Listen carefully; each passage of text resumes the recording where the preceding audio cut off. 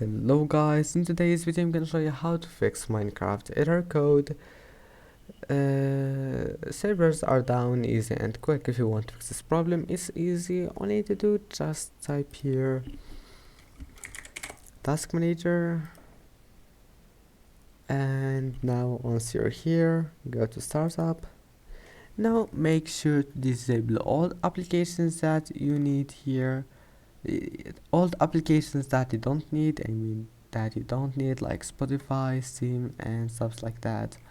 And make sure to enable Java updates, make sure it's enabled, and after that restart your PC. And after restarting your PC, go to File Explorer, go to this PC, go to local disk, Windows, scroll down until you find System 32 and type here etc and click enter.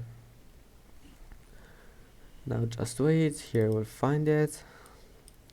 Right click on host cut, create a new folder on your desktop, name it backup, click on it, right click on it and click paste.